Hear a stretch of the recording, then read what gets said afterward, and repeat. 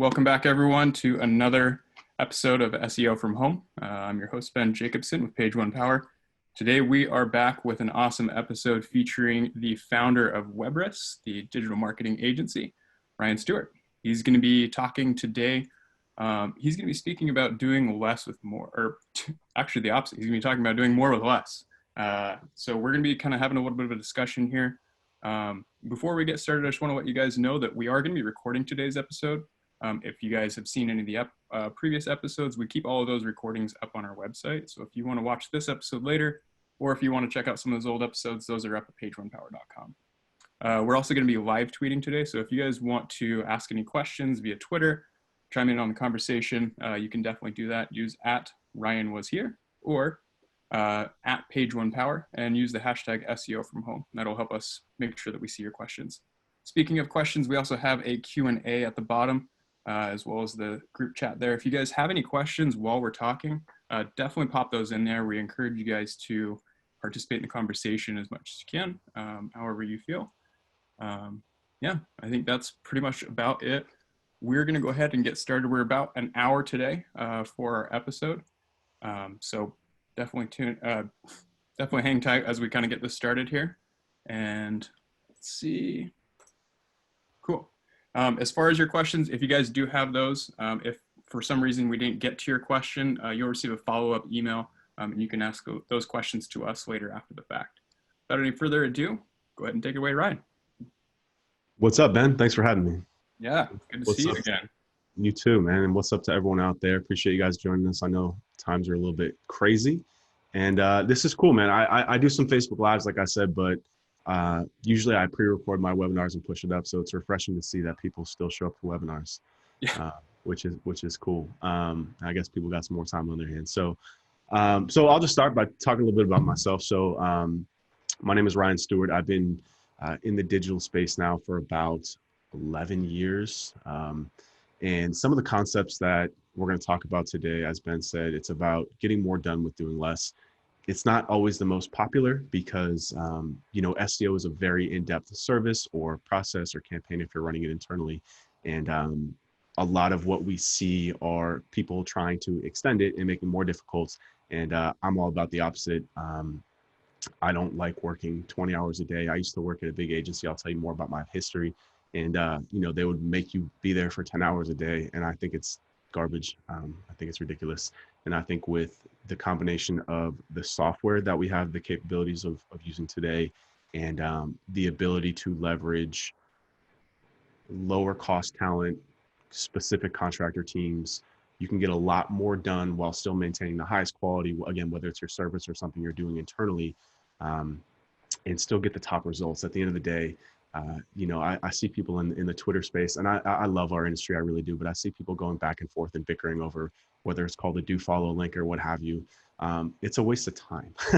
These metrics were literally made up. The words were invented out of nowhere. They hold no weight or meaning. I got into this because this was at the time the best way to help companies make money, which meant I could make money.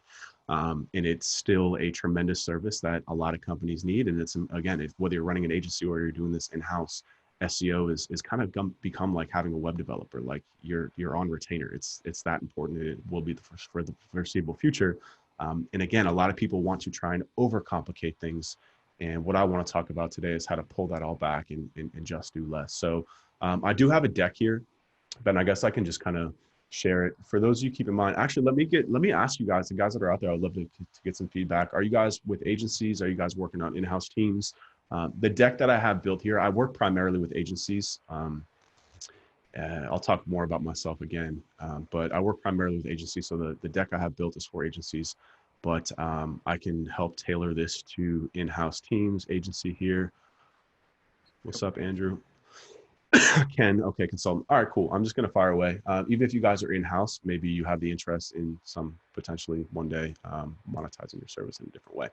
Let me just share my screen. Agencies in there, so that's good. Make sure I got the right one. Holla at me if you can see my screen.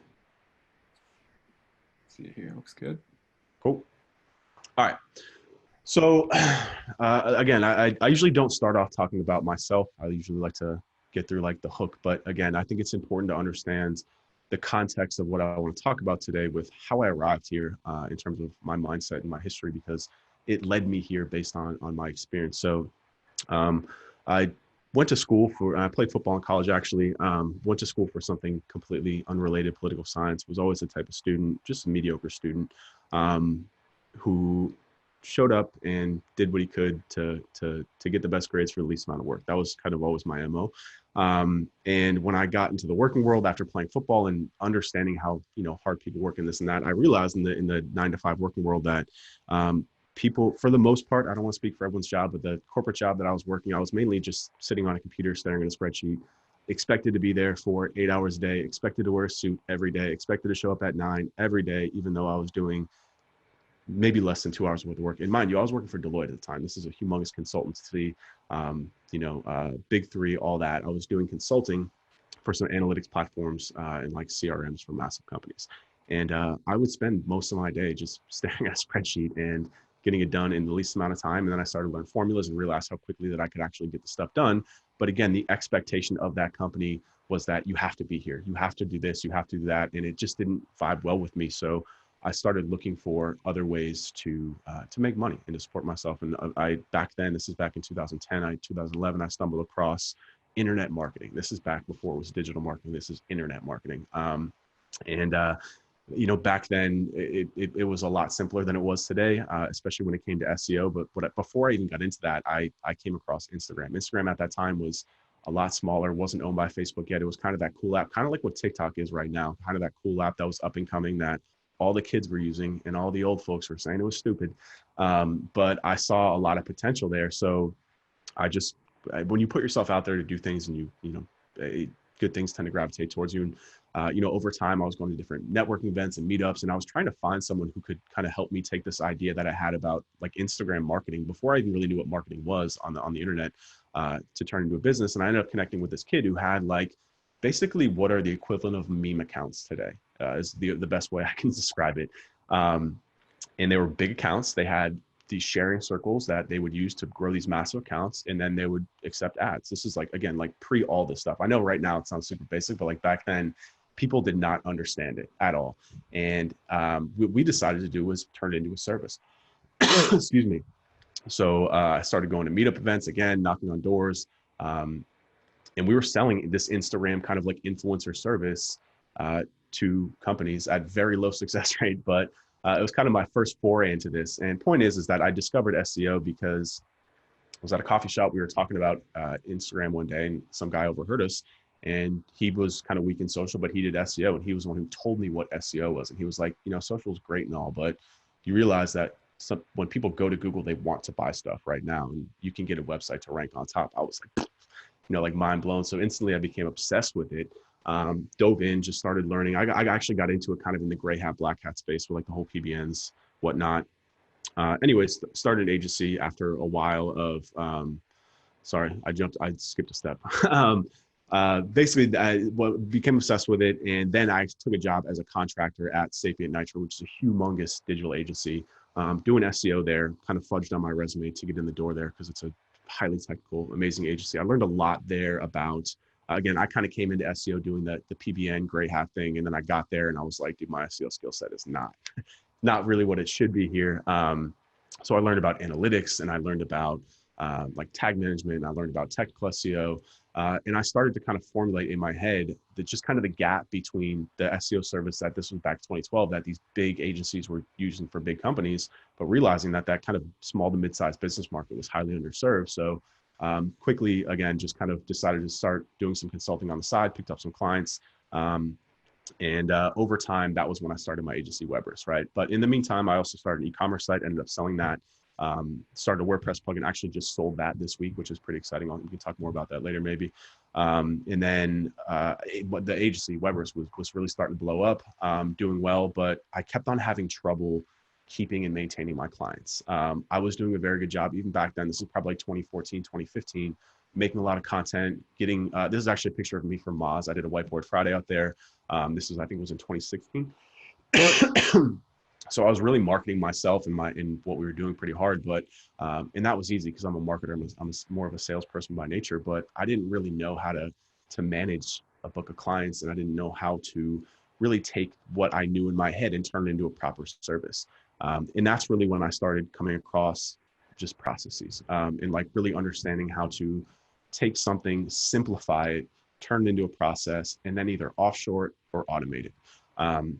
And once I understood how to grasp that, now I'm hoping you can see why I'm telling this long story about myself to get to this point here, because this was the biggest turning point in my career and to where I am now today, was really understanding that things are better when they're simple, not when they're complicated. I was trying to do everything for our clients. They saw me doing Facebook ads, so they wanted to do Facebook ads. I tried to hire someone to do Facebook ads, and everything fell apart because I really had to understand. I didn't understand that I had to build another business unit within a business.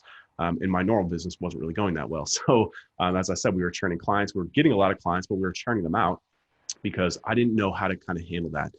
And then started putting processes together, started building some trainings around that too, selling that. And then I ultimately ended up teaming up with my current business partner. His name is David Krevitt, who basically is an automator, is all I can really describe him as. He knows Python, he knows SQL.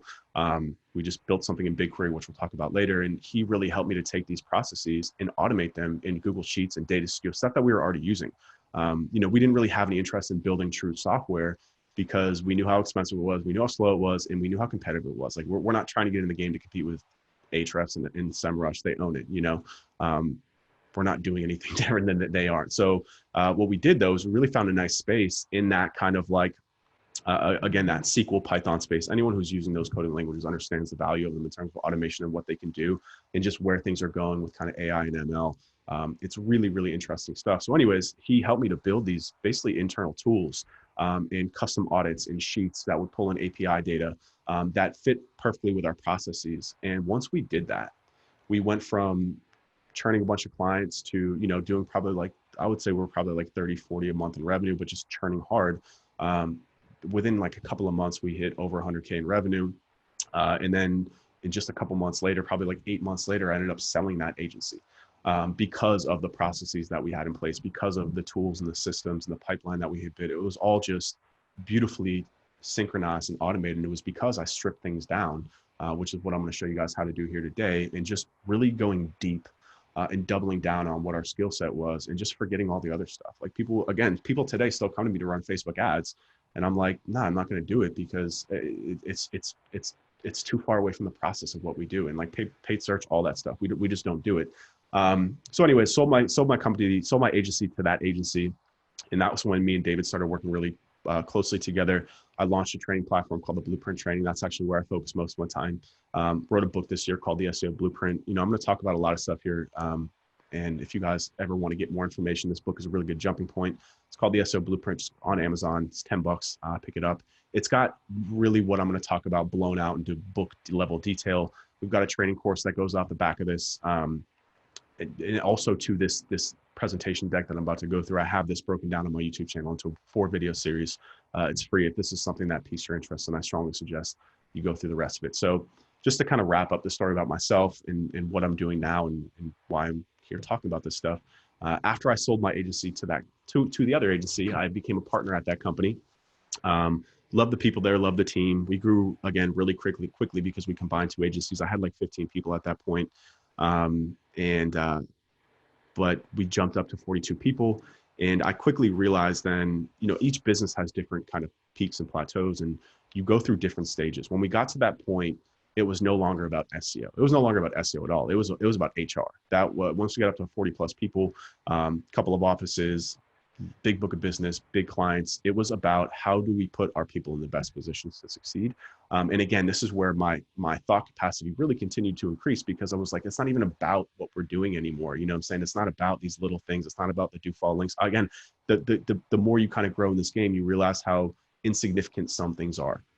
And really what I want to focus on talking about today, again, I know this is a long-winded introduction, is just really basically 6 things that you need to do in your SEO service to get results. Like I am all about right now stripping things down. Again, I just told you I sold a WordPress plugin that we developed because we're getting stuff off of our plate. Anything that's not a straight focus on what we're doing right now at the moment is a distraction, and we're basically just essentially fire selling some of the other companies that we've been working on for little to no profit on them just to get them out. and also to sit on some cash flow, which right now, which is nicely. So after 2 years with that company, we grew really big. I realized that that wasn't who I was. I wasn't an HR person. I'm an introvert by nature. I work from home. I like my team to work from home. I don't like offices. I don't love people. I like to do my thing, in my nook up here and on my own time. So I had really had to kind of like, again, look at what it was I wanted to get out of our businesses and really apply that, right? And I think, again, the people in the agency world here, anyways, too, guys, if you guys have any questions, feel free to interrupt me. I don't have the questions up here, Ben. I'll keep an eye on them for you. Okay, cool. Yeah, feel free to interrupt, guys. I'm not here talking to you. I want to talk with you. So again, after being with that company for 2 years, I realized it wasn't what I wanted to do with my career path. I ended up buying the rights back to my agency. Still have a great relationship with the folks over there called From the Future, really awesome, smart people. Again, it just wasn't really the route that I wanted to go because it was so much work. And again, I got into this. Everyone gets into this for different reasons. SEO is an amazing professional place now. It's a real amazing job career too. But I got in this because I wanted to control my own destiny, for lack of a better term, and I wanted to make money, and I just couldn't really fathom having to work that much and put that much into a company. And when you have that many people and that much overhead, very little comes out. I think that's a common misconception with people, is that agency owners don't make as much as you think until you get really big to a certain point, or you exit or you sell.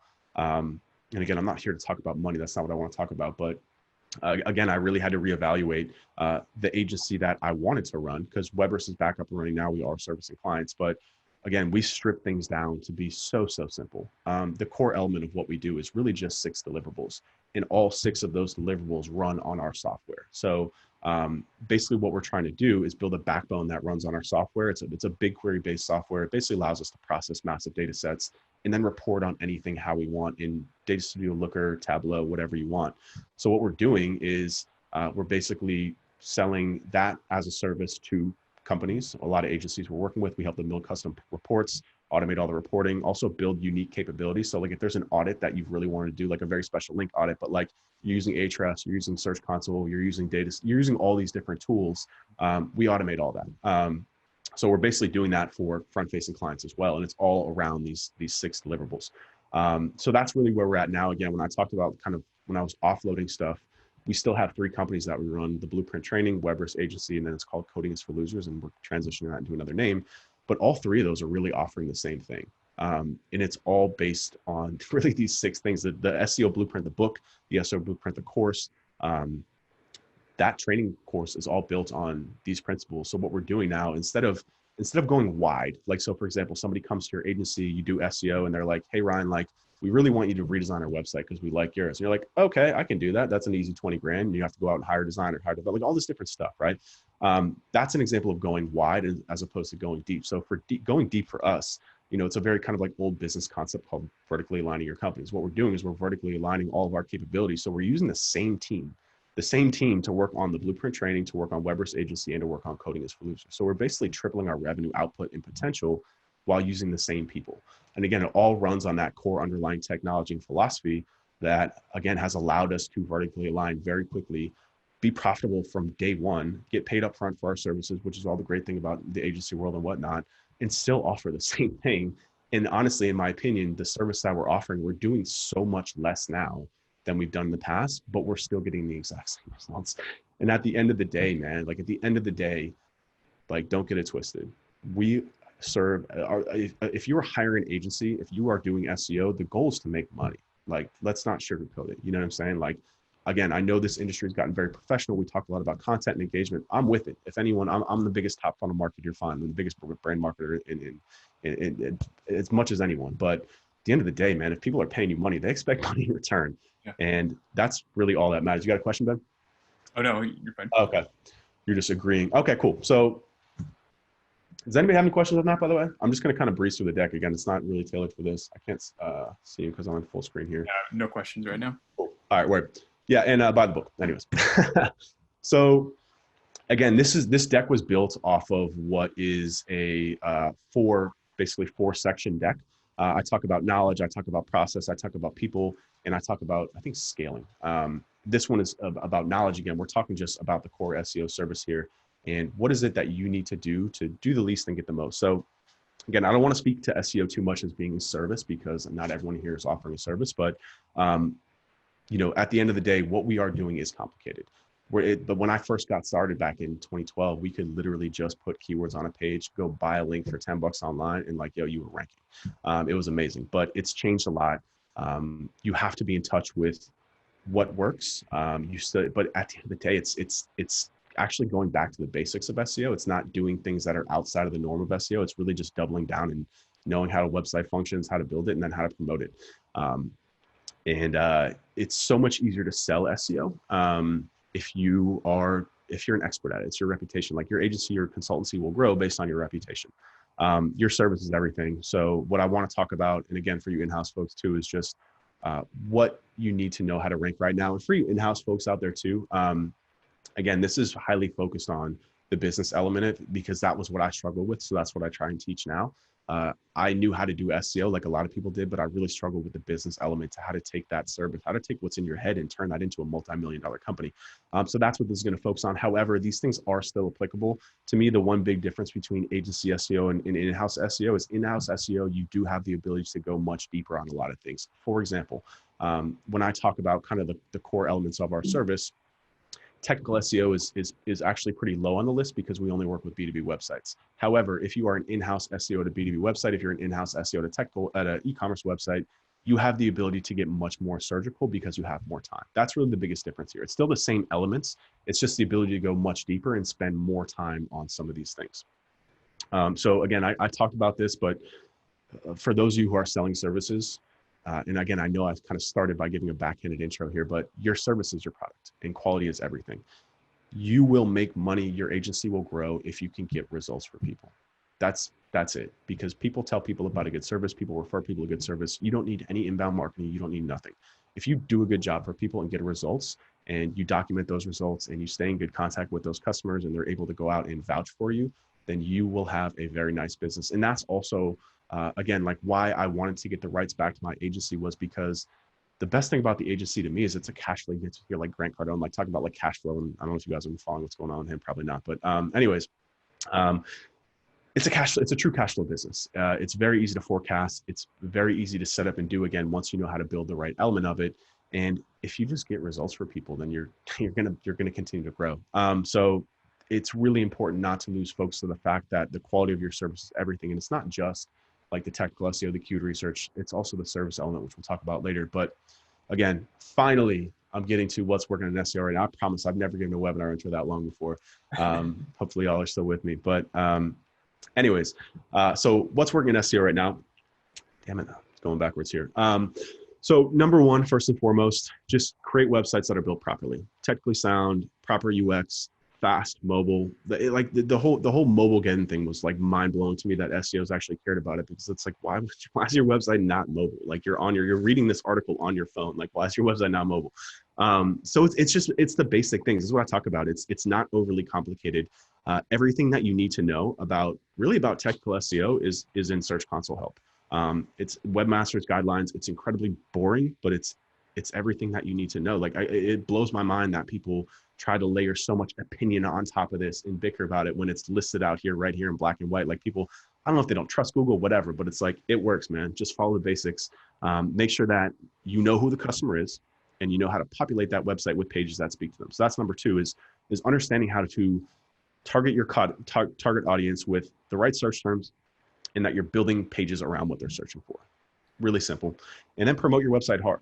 Outreach, partnerships, social media, everything. This isn't just link building here too. And I'm not saying that like social media helps with link building, but it kind of inadvertently does, right? I mean, the point is that when you have a website, you should be blasting it from the rooftops for people to come visit. You want to get it everywhere. Links are obviously the thing that impact SEO the most, but all these other things have an indirect impact on links and just people discovering your website. And then in the future, if they need it, they can cite it as a source, what have you.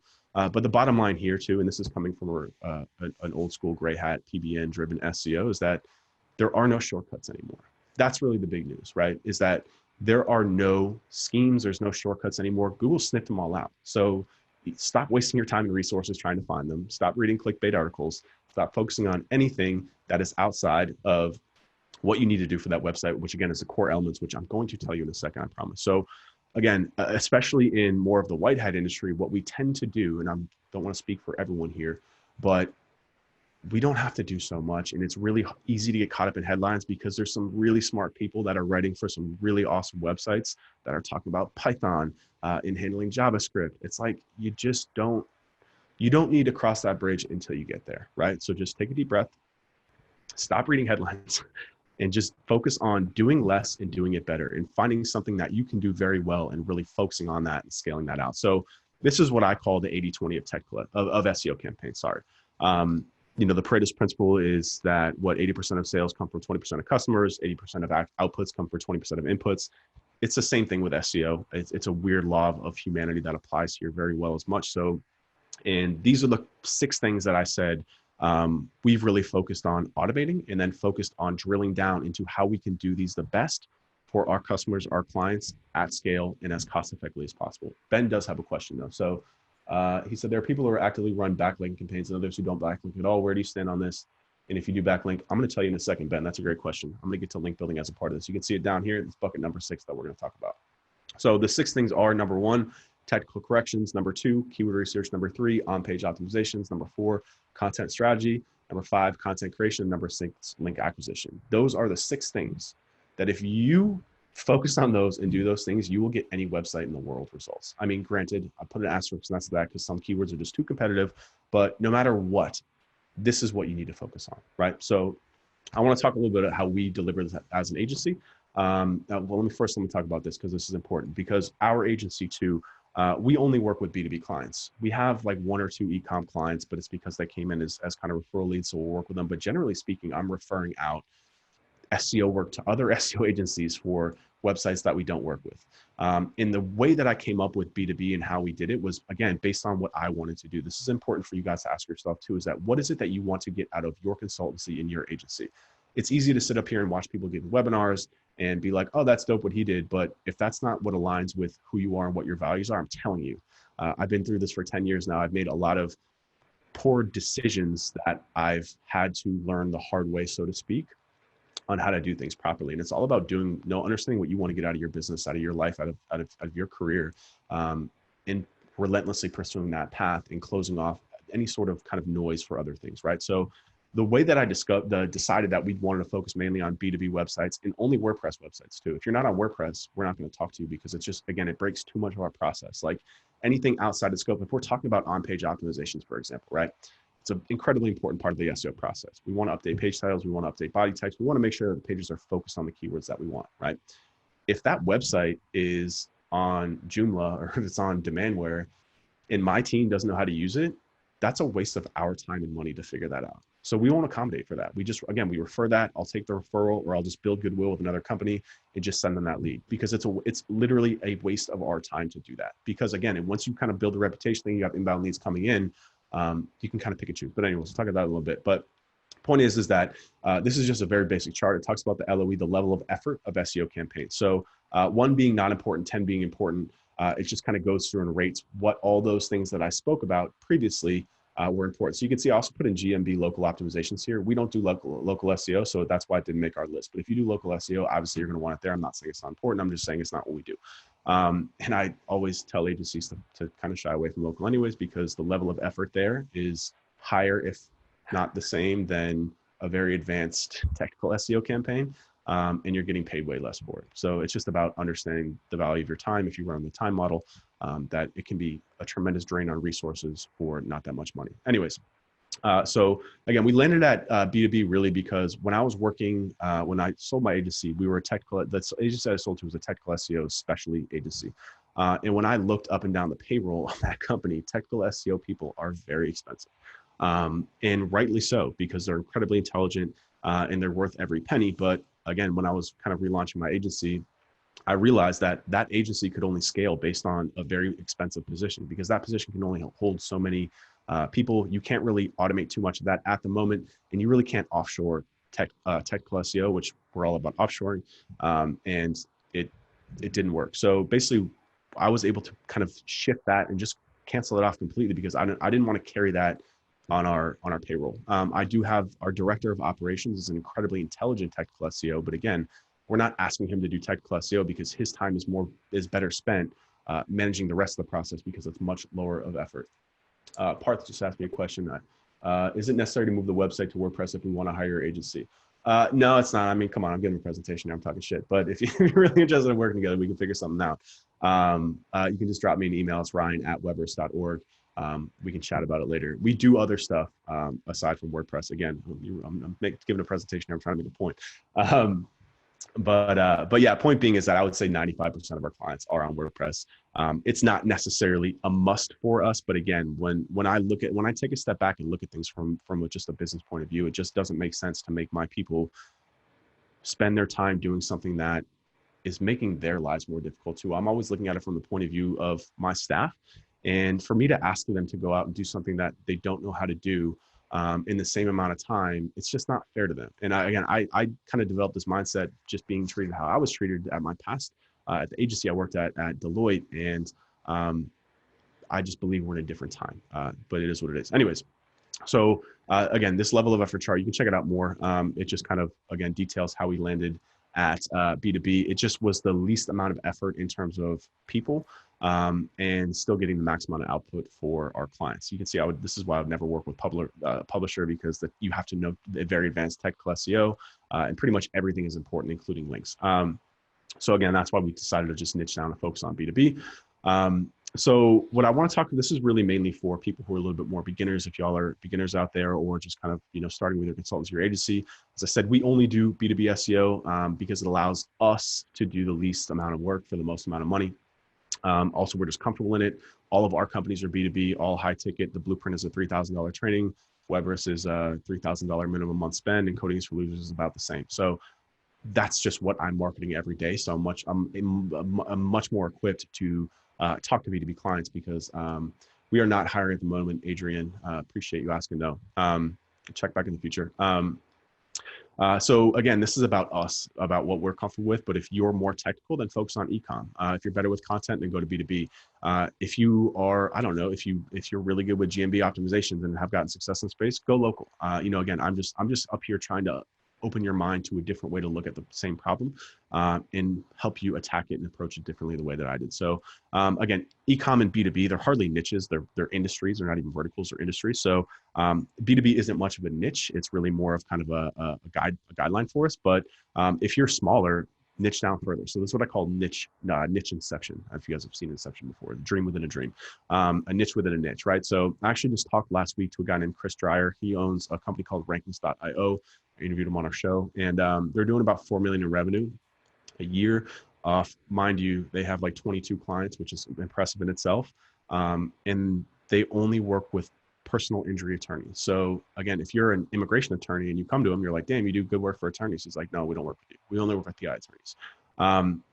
He's somebody, a perfect example of somebody found a niche within a niche who's growing a massive business, massively profitable, and incredibly effective at what they do. Really good company to look at if this is a model that you guys are interested in.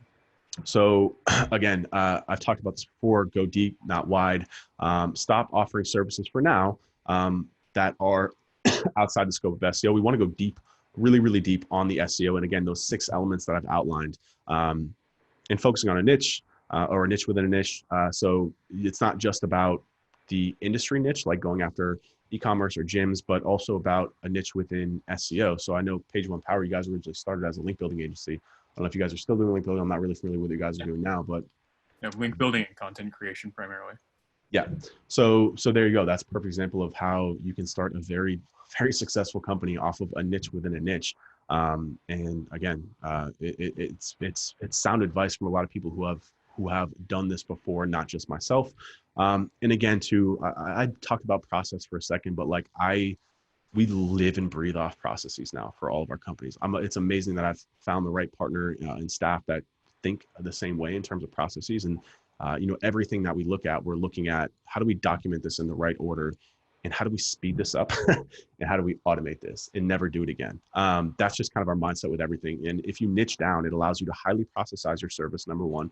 So we're already talking about, like, if you're only working with coffee shops, for example, you already know you're doing the same thing over and over and over again. How amazing is that?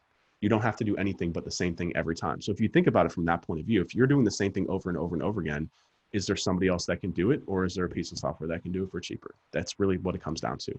And then once you get that process down, you can position yourself as true experts. And once you have the results from a couple of PI attorneys or a couple of coffee shops, you're shooting fish in a barrel, because you can just call on any single coffee shop in the world and be like, yo, look at what we've done for all your competitors. Like, I want to put you there too. Let's talk.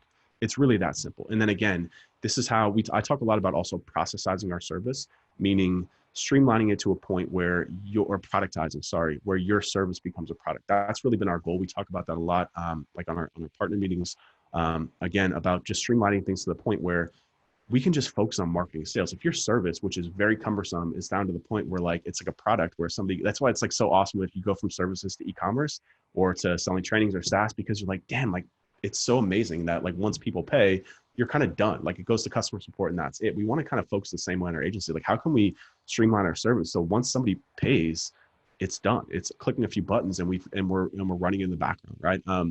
That's the approach that we really take. So let's dive into the service elements in detail. Does anybody have any questions before I do so? No? Okay, cool. So when it comes to technical corrections, like I said, there's 6 things, right? Technical corrections is the first one. We don't want to spend 40 hours a month or more auditing a website. Number one, and I mean, I don't want to speak for everyone, but I don't like doing that type of work. Staring at a spreadsheet all day gives me migraines, and technical people are expensive, as I said.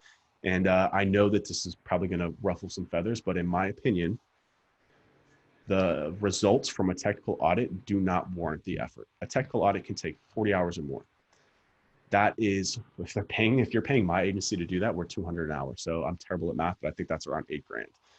Unless we find significant issues, like, hey, you're canonicalizing all the wrong pages, so these pages aren't getting indexed, which is rare, if I'm being honest. You know, we've probably done 1,000 technical audits in my career, and the amount of like truly impactful things that come from it, unless it is a big enterprise website. Technical SEO matters a lot for enterprise, but again, for like B2B websites, like for a 30-page attorney website, there's not really much that you're going to find there, right? Again, that's why we chose to work mainly with WordPress, because we understand that we're not going to have to spend that much time and have some massive SME subject matter expert running our technical audit. So the goal here is just to identify technical roadblocks that, when fixed, will improve in site performance, will result in improved site performance and ranking. So again, if you approach this from the point of view of saying we need to do technical SEO, but we're not going to spend 40 hours or more, it's just not going to happen. It's just a terrible investment for both sides. What we decided to do was we built our own audit, which I don't even know if I have it in here, but it runs in BigQuery. But basically, again, we wanted to focus on, when we're talking about technical SEO, there's a few things that move the needle. Indexation issues. So issues with canonicals, no index tags. If those tags are placed on the wrong pages, then there's probably a section of the website that's just not getting picked up by Google. So fixing that will have an immediate impact, right? Again, we want to do things that are, some people call it low-hanging fruit, but they say things that we know these are kind of templated ahead of time. So like when we're going through and doing evaluation now, these are the things that we want to look for. Like, I'm not going to sit there and look for, again, like there's like canonical looping, stuff like that. There's stuff that like, there's really no evidence of making changes like that. And not to mention too, guys, when we're talking about making technical changes, it's not just about what we find and how much we spend. It's also about the level of effort to get that done. Like, anyone who's worked with a client before knows how much of a headache it can be to like get a developer to do anything SEO related. So like, is it really worth it? Like, do you want to put your team through that of having to work with like a pain in the ass developer who doesn't want to make changes? If it's not going to make changes, no, I know you don't. So again, Jordan, you asked, what's a good top 5 technical SEO checklist? Title tags, header robots. I actually put title tags into on page. But again, I'm kind of covering them right here, Jordan. Hopefully this helps. Also, if you're interested, we have an audit that we built off the back of this. It's called the Website Quality Audit. I'll give you the link in a minute. That does all of this. It's literally our kind of like, when we ask that question, like, what is it that we need to get from technical SEO? We built an audit around that. So again, low quality pages is another big one. Thin, non-value adding. Like WordPress websites, a lot of the times people will like put in tags thinking that they have some sort of like SEO benefit. And what happens is you end up creating like another 1,000 pages that get bloated in Google's index. So we'll look at removing things like that. And then issues with status codes, 404s, 301s, potentially cleaning up pages with 301s, dupe content, stuff like that can still move the needle. And it does move the needle. Unless it can move the needle, it does move the needle. So what we wanted to do was, again, build something that was help to get all this done for us in just a few clicks. And also then throwing in also website architecture and hierarchy stuff. full website crawl, and then the next steps in the campaign off the back of it. So this is the audit that we developed. It's called the website quality audit. If you go to the blueprint training under the tools section, you'll see it up there. This is a paid audit for the time being. This right now runs completely in Sheets.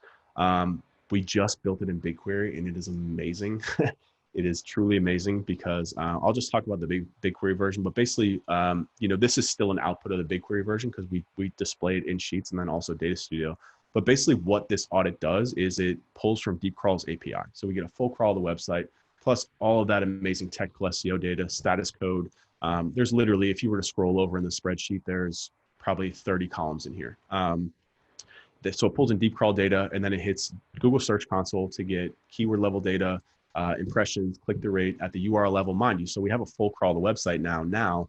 We're then pushing in data to just map to that URL. Then we'll also pull in analytics data to get sales or leads, traffic. Is this page gaining traffic over a 6-month, 12-month period? It'll actually answer those questions for us. So we know if there's an issue with a page, we can look at it further.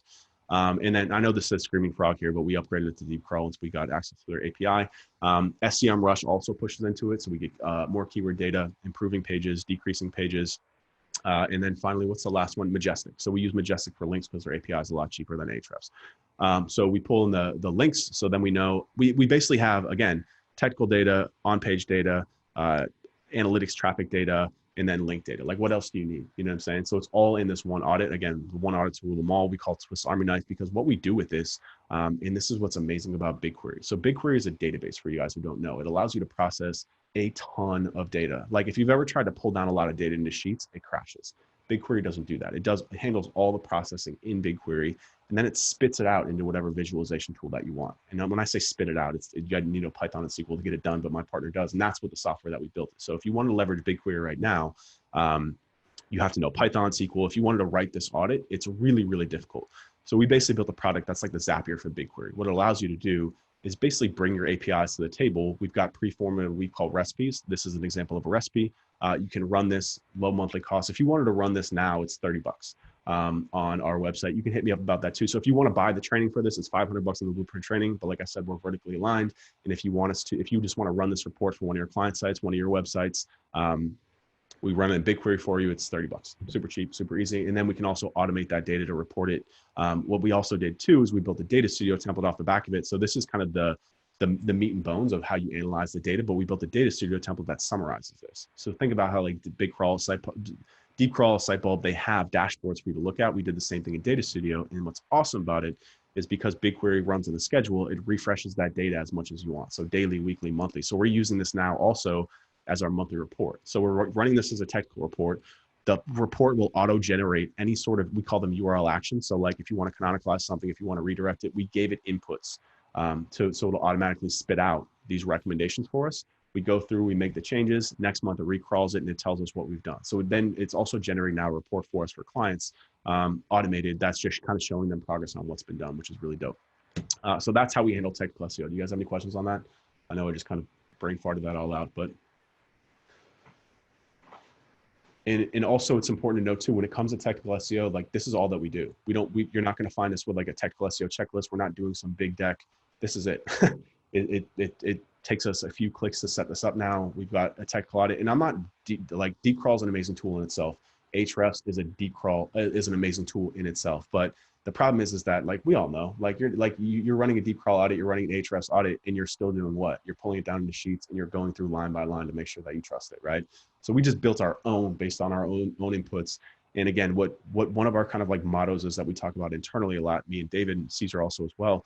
We like to remove the opinion from our services and from our tools. What that means is that you look at Ahrefs audit and you have an opinion about it, right? We try to present this as just data. This is the data, and it's up to you to basically apply your own logic to this. A lot of these tools, in my opinion, what the problem is that like in the SEO industry, we're not quite at the space where like AI and ML is basically auditing our sites for us and making the changes, right? I can't believe we're not at the point yet where like there's an SEO crawling tool that finds an issue with your title tag and then rewrites a title for you. It's coming soon if it hasn't already, right? But point is that you look at these audits, like I said, and there's so much room for opinion about what you want to do with that. And again, the fact that you have to pull it down and reanalyze that data kind of defeats the purpose of using them in the first place, right? So again, we just wanted to remove that opinion from our tool and just present the data. Like this report here has every single URL on the website with every single piece of SEO data that you will ever need, you know? And it is black and white. It is what it is. Lewis, you asked, let me know how I can email to get a WQI done for a URL for $30. You can hit me up, ryan@webris.org, and I'll get you set up. I'll plug you with David. We'll get you set up. Okay. So that's the technical side of things. That's how we automate it. Again, we don't spend any more time than that. We really only allocate probably 4 hours to a campaign to do technical SEO, up to 8 depending. And it's all run through that audit. It's amazing. So again, the next part up is keyword research. So we break keyword research up into 2 sections for existing pages. So when I'm pitching a client, a prospective client, I really am pushing the fact hard that we're going to turn around traffic as quickly as possible. It's part of like our UVP by going after the low hanging fruit.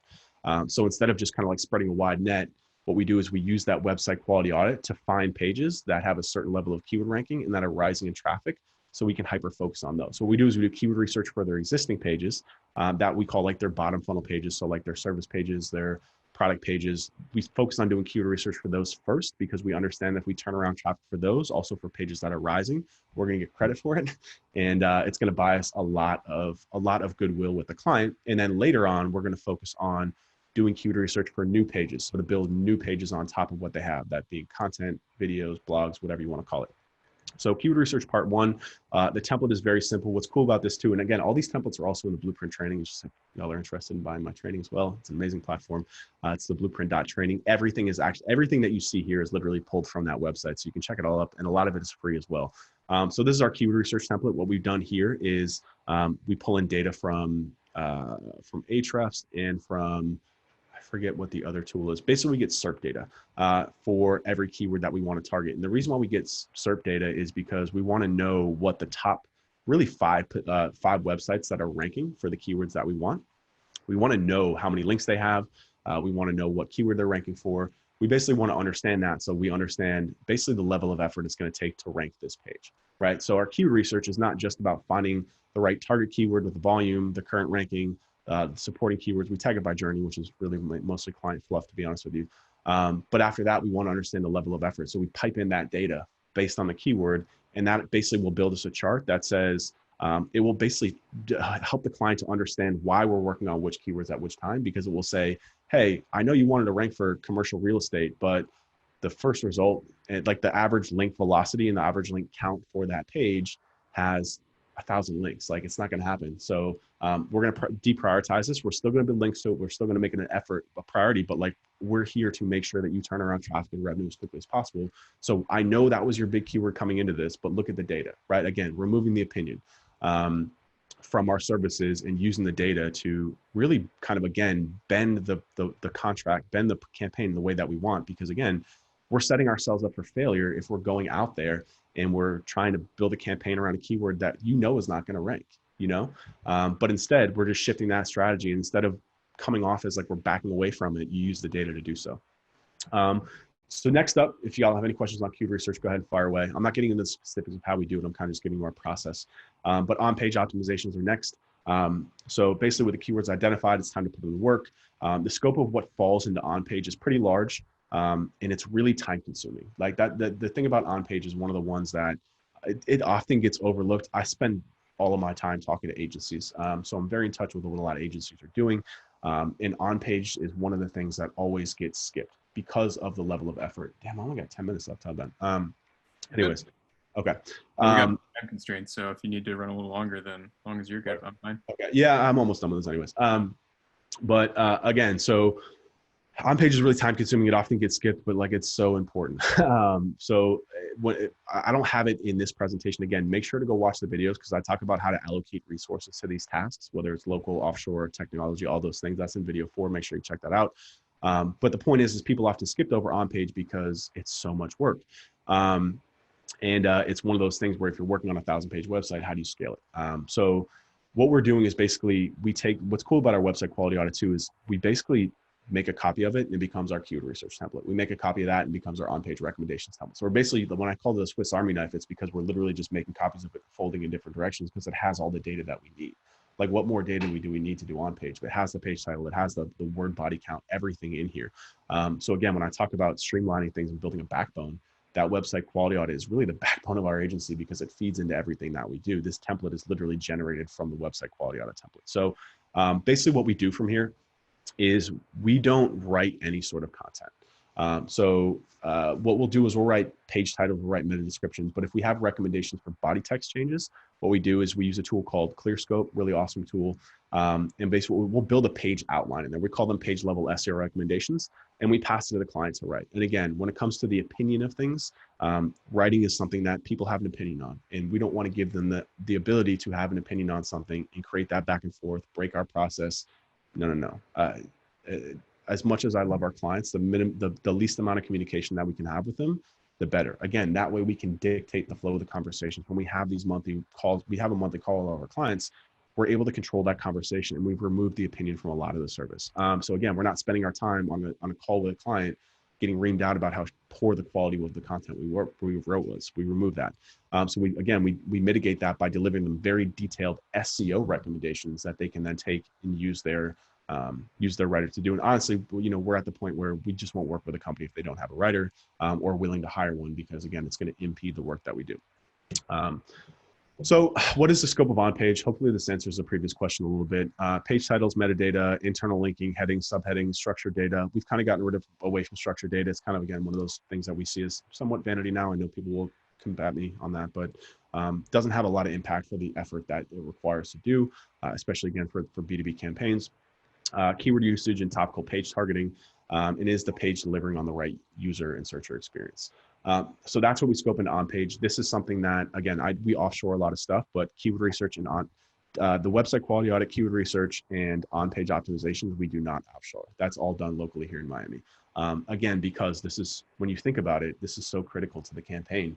And when people are trying to offshore stuff, they tend to offshore the wrong stuff, and it causes problems. In my opinion, keyword research and on-page need to be done by local people. That's just my opinion. Prove me wrong. So again, this is just kind of what our templates look like here. This is what our page level SEO recommendations outline looks like. It's got the due date. It's got a video on how to do it, word count, publish date, voice, all this different stuff within that. So we deliver these in lieu of content, which I'll show you in a second. So I want to talk quickly about content strategy, because especially with B2B, this is such a large part of really the value that we can bring to the table. So when it comes to content strategy, the scope is pretty big here as well. So there's audience and competitive research. There's auditing existing content, finding new keywords for content creation, creating new topics for content, generate content outlines, and then it just repeats after that, continuously finding new keywords and generating content topic ideas. So basically the way that we handle this, again, we have a local content strategist who is doing the content strategy part of things. So anything in gray up here, this is handled locally in our office. We then use our offshore team to continuously do keyword research, which we built a really cool template for. So the automation part of this, which is really dope, this is what we call a keyword gap analysis. What this does is it pulls in data from SEMrush in terms of, we give it 10 competitors, and it goes out, it pulls in SEMrush's API, and then it basically pulls in all the keywords that website's ranking for. Then it pulls in the client website, and it will crosswalk that with the competitors out there. And what it does, it will highlight gaps for which one that a client's website is not ranked for. So we're basically using this as a seeds for keyword research. We're saying, okay, your competitors are getting this much traffic from these keywords. You don't have these. That's why they're in this file. We then take these and turn these into content topics for topic content marketing. So this audit is, this is fully automated. This is in the blueprint. It's really cool. It's worth checking out as well. This is automated, and then we just basically use our team to deliver content topics, and then we actually use our offshore team to do the topic research and the outline generation. Andrew asked, how do you overcome client objections to keyword targeting? Do you find that the data is so powerful that you can change their minds even when they're entrenched in their position of targeting a specific keyword? Good question, actually. So the last thing that I'm going to talk about here is, let me get to that in 1 second, Andrew, because I'm going to cover that with what I call the service layer. So just 1 second here. So again, the 6 buckets here real quick: technical, keyword research, on-page, content strategy. All those 4 things right there, they're pretty much handled in-house by our team. Very simple. You can see it really comes down to just a couple of deliverables. Hopefully you see that, and also how we've leveraged automation throughout the way to basically make this kind of push button, and then just adding some hours on top of it to analyze and present to the client. The last 2 things are content creation and link building, right? You really can't grow a website, especially in the B2B space, without adding new pages to it. Because if you look at the core of what a B2B website is, it's going to be their service pages or their software pages, which are usually very minimal in search traffic, and a large majority of traffic is going to come from content and content marketing. So content writing is really important, but again, we will not touch it. We will never write content for people. Again, when we talk about the opinion, there's way too much opinion in it, and the amount of time, and again, taking a giant step back from a business owner point of view and understanding the impact of your time on not just the results of the client, but also the income that you get for that time. People do not want to pay that much for content writing. They just don't. Like, they want to pay $100, $200, whatever that is. It's not worth it to have to manage writers, which is like wrangling cats. It's just way too much work. You have to add a new PM.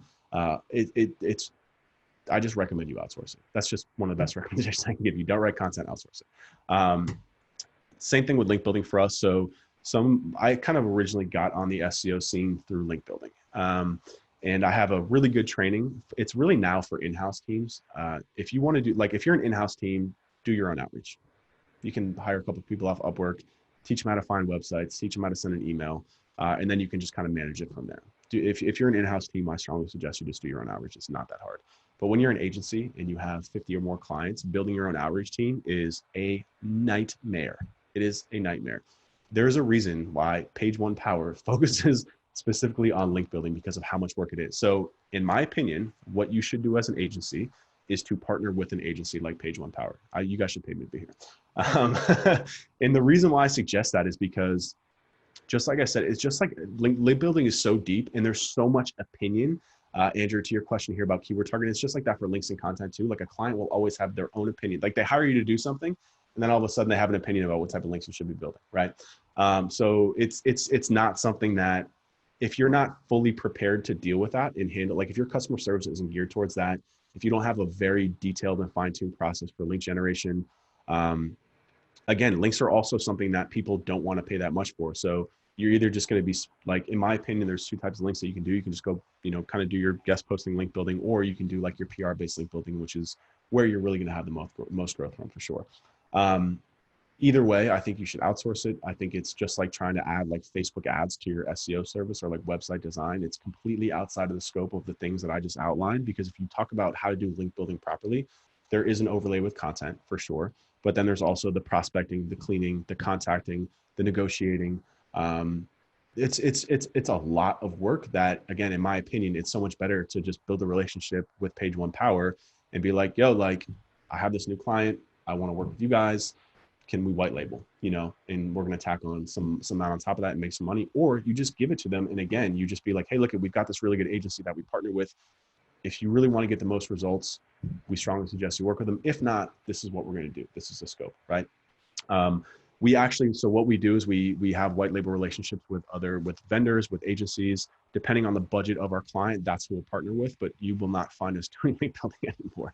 It is a tremendous headache. So just to answer kind of your question, Andrew, I'm getting there in a second, but you're giving up easy revenue by outsourcing. This is what I call the PIA factor. That stands for pain in the ass factor. The math it just doesn't work out for me. The amount of revenue that you can collect, mind you, while you're still doing SEO. So if this is not a model that you're completely focused on, like Page One Power is, where you're only doing link building and content is really a function of links now too. I think Ben would agree with me on that. Like, if you want to do link building the right way, like the PR style that I said, like, you've got to have assets. Again, that's just, if you're doing SEO and they're paying you for keyword research and technical SEO, and then you're now also getting judged and held to the fires on building links, it's so much work. And to me, the output is really what comes over here in the black. Like, if somebody's paid $200 a link, which is like kind of standard link pricing in the industry for what people like expect to pay, depending on the quality, of course, you might net $850 off that. Like, the amount of burnt relationships, the resource management, project management, lack of opportunities over time is a whole nother headache to have to deal with. Quality complaints, inevitable. And then replicating that across clients. It's not a model that really scales well, in my opinion. Again, it's so much easier to just outsource that. So this just, again, talks about what I just spoke about. So again, these are the 6 things, right? And it's really now down to 4. It's technical evaluation, keyword research, on-page content strategy, and then outsourcing those 2 things. And it's important that you outsource those 2 and again, like, white label those, because what we'll do is, while we outsource content creation or they handle it, and link acquisition, we're still getting paid for management because we're managing these relationships. So we still have 12-month contracts as a staple. We just decrease our hours significantly over that time. So the last thing here, and this will answer your question, Andrew, sorry for taking so long.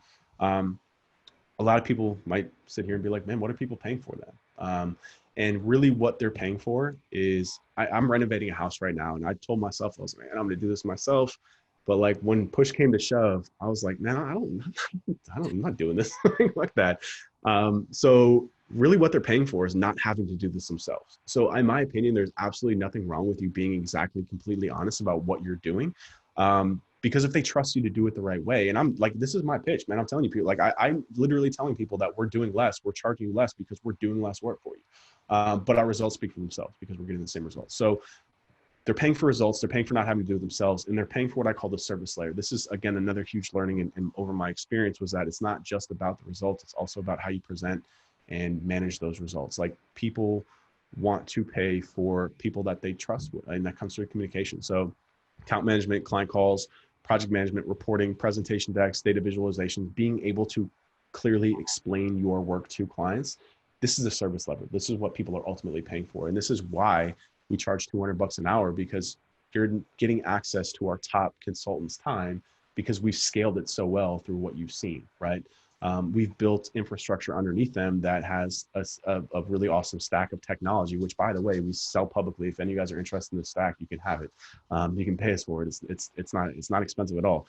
And then also, again, I forgot where I was going with that. But point is that this is what people are paying for, Andrew. So when people when we get objections about things like keyword research, keyword targeting, it just comes down to being able to have a conversation with them. That's it. Well, I say we try to remove opinion, but a client is allowed to have an opinion. And there's nothing wrong with that. Like we today just had a 30-minute phone call with a client who was kind of pissed that we left out GMB optimizations because we don't do it. And they're like, well, we're a local business. Why didn't you do it? And like, all it took was a 30-minute phone call to get on the phone and explain it to them. So, again, that's the service layer, and that's also really the only things that I do for the agency is I sell, I market, and I deal with upset clients in the rare occasion that happens. So that is, and to me is just about having a conversation. And again, using the data to have that conversation. And part of what makes good agencies great agencies great, I should say, is their ability to communicate very well with clients. So for example, if somebody comes to them and they're like, hey, like, why aren't you targeting this keyword? Like, this bullshit, blah, blah, blah. The best agencies are the ones, again, that can get on a phone call and diffuse the situation, explain it to them in terms that they know they can understand, right? And without speaking down to them or mansplaining them, whatever you want to call it, and having that conversation go well. So that's my opinion on that, Andrew. DeWalker said, link building is important for e-commerce websites. If yes, how can we do this with all products? How can we do this with all products? Outsource it.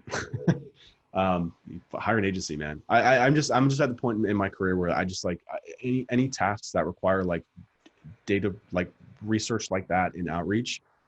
I don't mean to sound arrogant when I say this, but I've graduated past the point in my career where it's worth my time to do that, or really anyone on my team's time. Again, we're constantly looking at how we can increase the value of our team's time and my time.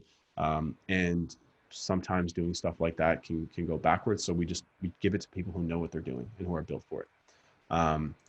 So that's really all I got. Just to wrap this up. So we run on what we call the 5 phases of an SEO campaign. It's kind of like it's a core part of our pitch. It's what the book is built on. It's what our training course is built on. And what I spoke about feeds in perfectly into this. Again, the full video is up on the Blueprint training. If you go to the training section, there's a bunch of free stuff up there, guys. I really, if you guys like this type of presentation, this is kind of how I teach. I'm not the most professional person, but it's just what it is. So I strongly suggest check out the Blueprint. Again, pick up the book if you guys can. Want to show a little love support. This, like I said, is up there. I break down all 4 of these things. I just went through only the first bucket of this. I have 4 videos that are really pretty dope if you're an agency person. And we have a free goodie bag up there as well. It's basically our free trial on the Blueprint. It's got a ton of templates in there. A lot of the stuff, again, that you can come in and play with. So that's all I got, Ben. I don't know if you have any questions. People are still with us. Yeah, I'm not seeing any new questions pop in. Oh, there's one. So Parth just says, thank you, Ryan. Super helpful, and I found a ton of value in it. So y'all are welcome. Yeah, if you guys have any other questions before we wrap this up, go ahead and pop those in there. In the meantime, as I mentioned kind of at the top of this, we're going to have this recorded. I plan to have that up today or tomorrow, usually within about 24, 48 hours. So appreciate you guys tuning in. Yeah, looks like we should be pretty good to go there. Thanks again, Ryan, for joining us and being willing to hop on with us. Yeah, absolutely, guys. Appreciate you hanging out. That was awesome. We'll have to do it again soon. Take care, guys. Cool. Awesome. I'll Later. talk to you later. See ya.